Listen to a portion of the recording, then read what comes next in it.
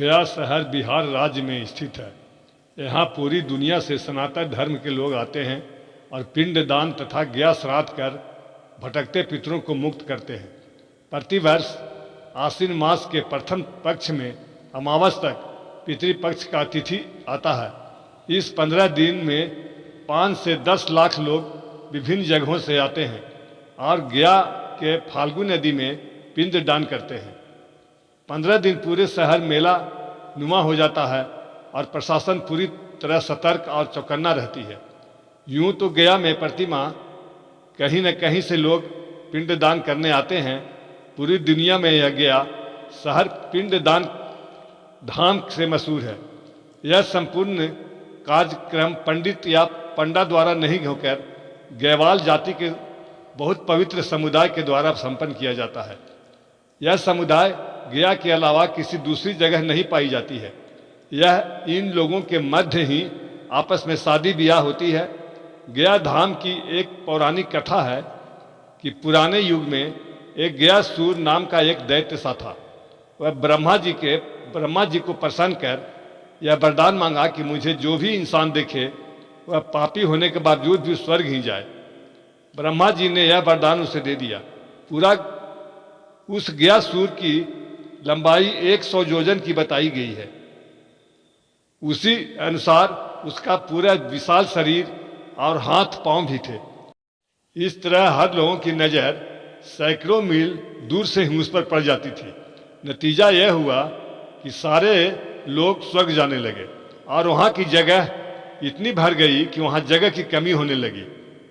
सारे देवता विष्णु से आराधना की, ऐसा उपाय कीजिए जिससे उसे कोई देख न सके। श्री विष्णु ने गयासुर से कहा, मैं तुम्हारी छाती पर एक यज्ञ करना चाहता हूँ जिससे तुम्हें पुण्य की प्राप्ति होगी। गयासुर ने अपने 2 सवाल रखे कि मुझे प्रतिदिन एक मुंड और एक पिंड मिलने चाहिए, नहीं मिले तो मैं फिर उठकर खड़ा हो जाऊंगा। विष्णु जी ने कहा, ठीक है, तुम्हें मिलेगा। पिंड दान पितरों के लिए पिंड दान और मुंड मतलब गया के श्मशान में एक लाश का जलना। गयासुर सो गया। भगवान ने अपना पैर उसके छाती पर रखकर दबाए रखा और देवताओं का आदेश दिया कि तुम लोग उसके शरीर के बाकी अंगों के हाथ पैर इत्यादि को दबाए रखो ताकि यह उठ न सके।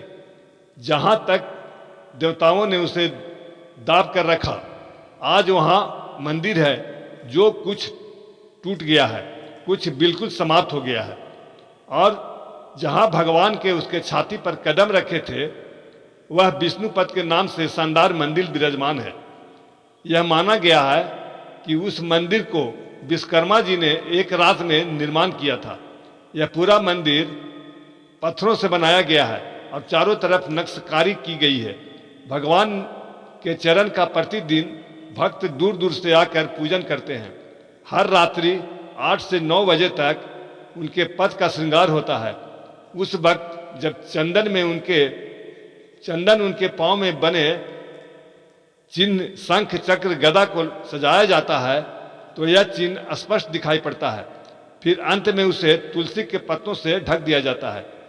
श्रावण माह में 5 दिन तक भगवान विष्णु और मां लक्ष्मी की चांदी के बने झूले में झूलना का आयोजन किया जाता है और भजन और आरती उपस्थित सारे भक्त गाते और बजाते हैं। मंदिर के ऊपर सोने का बहुत बड़ा कलश है जिसे एक चोर चोरी करने के लिए ऊपर चढ़ा था, जो वहीं से गिरा और नीचे गिरकर 1 फीट गड्ढा होकर पत्थर बन गया। जो भी भक्त मंदिर में पूजा करने जाते हैं वे उस चोर को भी फूल चढ़ा देते हैं। मंदिर के बगल में एक कुआं है जिसमें बाहर से आने वाले प्रेतों को खींचकर उसमें डाल दिया जाता है। सुना जाता है कि तांत्रिक लोग उस कुएं से खूंखार प्रेत को निकालकर अपने कार्य के लिए सिद्ध करते हैं।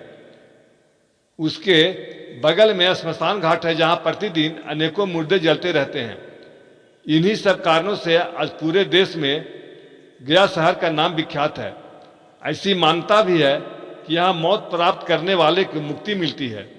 यह भी मानता है कि श्री राम और सीता ने राजा दशरथ के मौत के बाद गया में पिंड दान करने आए थे।